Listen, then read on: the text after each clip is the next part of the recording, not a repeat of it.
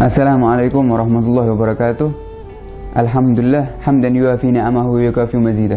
Asyhadu an la ilaha illallah wahdahu la syarikalah wa asyhadu anna Muhammadan abduhu wa rasuluh. Allahumma salli wa sallim ala sayyidina Muhammadin miftahi babi rahmatillah adada ma fi ilmillah salatan wa salaman daimaini bidawami mulkillah wa ala alihi wa sahbihi wa man walah. Amma ba'du. Ikhwani rahimakumullah, ketahuilah bahwasannya kita sering mendengar daripada ayat suci Al-Quran yang mengajak kita untuk bertakwa kepada Allah Subhanahu wa Ta'ala.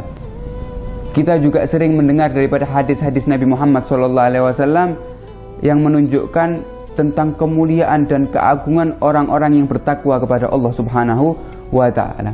Bahkan juga para ulama menyatakan bahwasanya takwa kepada Allah Subhanahu wa Ta'ala adalah wasiatnya Allah Subhanahu wa Ta'ala kepada orang-orang lil awwalin wal akhirin, orang-orang yang sebelum kita daripada umat-umat terdahulu dan orang-orang yang setelah kita daripada umat-umatnya Nabi Muhammad SAW. Wasiatnya Allah adalah takwa kepada Allah Subhanahu wa Ta'ala. Dan ini menunjukkan tentang pentingnya yang namanya takwa kepada Allah Subhanahu wa Ta'ala. Bahkan kalau kita lihat, sampai-sampai Nabi Muhammad SAW mewajibkan kepada khatib setiap sholat Jumat untuk berwasiat tentang takwa kepada Allah Subhanahu wa Ta'ala, mengucapkan ittaqullah, ittaqullah, ittaqullah haqqa tuqatih. Sampai dikatakan bahwasannya jika seorang khatib tidak mewasiatkan wasiat takwa, maka khutbahnya dikatakan khutbah yang cacat, alias bisa dikatakan tidak sah daripada sholat Jumat tersebut. Ini menunjukkan bahwasannya pentingnya yang namanya takwa kepada Allah Subhanahu wa Ta'ala. Dan juga Nabi Muhammad SAW menjadikan hari Jumat yang mana para khatib di situ diperintahkan untuk berwasiat takwa, sehingga orang-orang yang hadir ketika sholat Jumat tersebut introspeksi diri, menanyakan kepada dirinya bagaimana keadaan takwanya dia dari Jumat yang lalu sampai ke Jumat yang akan datang. Apakah sifat takwanya, rasa takwanya kepada Allah bertambah, maka hendaknya orang tersebut bersyukur. Akan tetapi jika sifat takwanya berkurang, maka hendaknya orang tersebut beristighfar dan memperbaiki dirinya, memperbaiki hubungannya kepada Allah Subhanahu wa Ta'ala.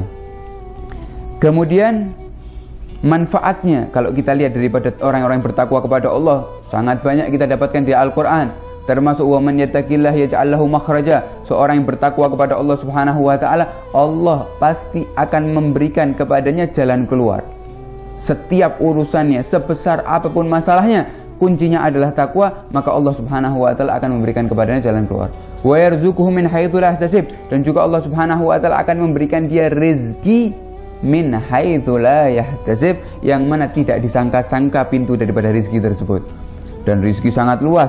Rizki, termasuk rizki adalah ilmu yang bermanfaat, termasuk rizki adalah kesehatan jasmani rohani, termasuk rizki adalah memiliki keluarga yang sakinah, mawaddah, warahmah, dan itu semua didapatkan bagi orang-orang yang bertakwa kepada Allah Subhanahu wa Ta'ala. Dan juga dalam qasidah Al-Habib Abdullah bin Ali bin Muhammad Al-Haddad, beliau mengatakan takwa ilahal alamina fa innahu izzun wa hirzun fid dunya wal marja'i fiha min ad-darain fastamsik biha walzam tanal ma tashtahihi wa tadda'i. Abdullah bin Al-Haddad mengatakan takwa ilahal alamin, bertakwa kepada Allah Subhanahu wa Ta'ala adalah kemuliaan dan kebanggaannya orang-orang mukmin. Fiha minad daraini fastamsik biha, di dalam ketakwaan tersebut ada kebahagiaan dan kemuliaan dunia dan di akhirat. Fastamsik biha, maka hendaknya kita berpegang teguh dengan yang namanya takwa. Tanal ma tashtahi wa tadda'i, maka kita akan bisa mendapatkan setiap yang kita harapkan dan setiap yang kita inginkan dengan yang namanya takwa kepada Allah Subhanahu wa Ta'ala. Setelah kita membahas daripada takwa tersebut, pasti terlintas dalam hati kita, apa sih hakikat takwa tersebut? Apa daripada makna takwa tersebut sehingga kita bisa mendirikan daripada sifat tersebut di hati kita. Takwa, ulama mengatakan bahwasanya takwa adalah imtithalul amr wa ijtinabun nawahi. Takwa adalah mengerjakan setiap perintah Allah Subhanahu wa Ta'ala dan menjauhi setiap daripada larangan Allah Subhanahu wa Ta'ala. Ini adalah takwa. Ketika seseorang sudah bisa mengerjakan setiap daripada perintah Allah, daripada kewajiban dan juga menjauhi daripada setiap larangan Allah, daripada sesuatu yang haram, maka orang tersebut telah dikatakan orang yang bertakwa. Ini penjelasan daripada para ulama. Kemudian salah satu ulama ada yang berbeda pendapat, seraya mengatakan bahwasannya takwa, hakikatnya takwa itu bukan dengan mengerjakan perintah Allah dan meninggalkan larangan Allah, akan tapi hakikat takwa yang lebih ringkas dan yang lebih detail adalah ketika seseorang dapat meninggalkan maksiat, meninggalkan larangan Allah, ketika itu orang tersebut dikatakan orang yang bertakwa. Kemudian salah satu ulama ada yang menentang atau mengatakan, bagaimana mungkin takwa hanya dengan meninggalkan perintah Allah? Bagaimana mungkin seseorang yang mengerjakan perintah Allah tidak dikatakan orang yang bertakwa? Seseorang yang mengerjakan amal-amal soleh belum bisa dikatakan orang yang bertakwa? Maka ulama tersebut menjawab, ya, seseorang yang mengerjakan amal soleh, memperbanyak ibadahnya, itu belum tentu dikatakan orang yang bertakwa. Belum bisa dikatakan orang yang bertakwa. Kenapa? Karena kalau kita lihat, bahkan di setiap keharian kita, banyak daripada orang yang ahli maksiat bisa mengerjakan taat. Banyak daripada orang-orang yang ahli minum-minuman keras atau para pezina, dia bisa istiqomah sholat di masjid. Banyak daripada para koruptor, dia bisa pergi haji setiap tahun. Banyak daripada orang-orang yang mencuri, dia bisa bersedekah. Maka di sini ulama mengatakan orang yang beramal ibadah atau orang yang mengerjakan perintah Allah itu belum tentu dikatakan dia orang yang bertakwa. Akan tapi sebaliknya, ketika orang tersebut bisa meninggalkan maksiat, bisa meninggalkan larangan Allah, maka orang tersebut sudah dikatakan pasti orang yang bertakwa. Kenapa? Karena tidak mungkin ada orang yang mampu meninggalkan maksiat, tidak akan mampu orang meninggalkan kejahatan kecuali orang tersebut adalah orang yang bertakwa kepada Allah Subhanahu wa ta'ala. Maka kita akan ambil satu kisah, yang mana kisah ini bisa menjadikan kita lebih paham lagi tentang makna takwa. Dikisahkan oleh para sahabat, ketika itu adalah salah satu sahabat datang kepada Nabi Muhammad SAW menceritakan tentang keadaan tetangganya. Berkata sahabat ini, ya Rasulullah, aku memiliki tetangga seorang wanita, yang mana tetanggaku ini ya Rasulullah setiap malamnya menghidupkan malam dengan ketaatan kepada Allah. Setiap siangnya ya, orang tersebut berpuasa kepada Allah Subhanahu wa ta'ala. Malamnya dihidupkan dengan ketaatan, siangnya pun dihidupkan juga dengan ketaatan. Sahabat ini sudah menyangka bahwasanya tetangganya ini adalah orang yang mulia, penduduk surga, karena ibadahnya yang sangat luar biasa. Kemudian dikisahkan tadi kepada Nabi Muhammad, ya Rasulullah, tetanggaku ini adalah orang yang ahli qiyamul lail dan juga orang yang ahli berpuasa. Akan tetapi ya Rasulullah, ada satu kekurangannya, ada satu aibnya ya Rasulullah. Apa aib tersebut? Maka sahabat tersebut mengatakan, tetanggaku ini yang ahli ibadah, aibnya satu, yaitu tidak bisa menjaga lisannya, alias lisannya senantiasa menggunjing, mencaci, sampai tetangga-tetangganya itu merasa jenuh, dan tetangga-tetangganya tersebut merasa terganggu dengan lisan daripada wanita tersebut. Maka bagaimana ya Rasulullah keadaan wanita tersebut di mata Allah Subhanahu wa ta'ala? Ahli taat, akan tapi tidak bisa menjaga lisannya.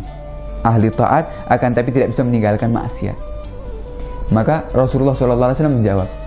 Jawaban Rasulullah sangat pendek. Jawaban Rasulullah SAW ya, tidak panjang. Rasulullah menjawab, innaha finnar.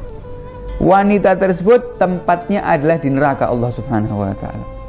Para sahabat ini takjub dan kaget. Ya Rasulullah, bagaimana mungkin wanita tersebut menjadi penduduk neraka, sedangkan setiap malam dia beribadah kepada Allah, bangun malam? Kemudian Rasulullah menjawab, innaha finnar, dia tempatnya di neraka. Ya Rasulullah, bagaimana mungkin wanita tersebut termasuk orang yang penghuni neraka, sedangkan setiap paginya dia berpuasa kepada Allah Subhanahu wa ta'ala? Maka Rasulullah tetap menjawab, innaha finnar, dia adalah wanita penduduk neraka. Maka di sini kita bisa ambil manfaat daripada takwa atau pentingnya yang namanya takwa adalah ketika dia bisa meninggalkan daripada maksiat Allah Subhanahu wa taala, baru dia katakan dia orang yang bertakwa. Kemudian sebagai penutup, bahwasanya kita mengetahui bahwasanya kecerdasan seorang hamba ketika dia setelah berbuat taat, setelah melakukan ibadah, sholat ataupun bersedekah, maka hendaknya dia berdoa kepada Allah agar ibadah tersebut diterima. Ketika orang tersebut berdoa agar ibadah diterima, maka itu adalah bukti daripada hamba tersebut adalah hamba yang cerdas. Karena percuma kita beramal akan tapi ibadah kita tidak diterima oleh Allah Subhanahu wa taala. Maka kita semua ingin ibadah kita, sholat kita, sedekah kita diterima oleh Allah Subhanahu wa taala. Akan tapi sedangkan Allah Subhanahu wa taala telah mengkhususkan di dalam Al-Qur'an, innama yataqabbalullahu minal muttaqin. Hanya saja Allah Subhanahu wa taala akan menerima amal ibadah seseorang khusus bagi orang-orang yang bertakwa kepada Allah Subhanahu wa taala. Maka dengan ini kita telah mengetahui setiap kemuliaan di dunia dan di akhirat itu semua bersumber daripada takwa kepada Allah Subhanahu wa taala. Semoga Allah Subhanahu wa taala memenuhi hati kita dengan takwa kepada Allah dan mengajak seluruh daripada anggota tubuh kita agar dapat meninggalkan daripada maksiat-maksiat Allah dan dapat mengungkapkan daripada hakikat takwa dalam diri kita. Amin Allahumma amin. Wa sallallahu ala sayyidina Muhammad wa ala alihi wasallam wal afu minkum. Wassalamualaikum warahmatullahi wabarakatuh.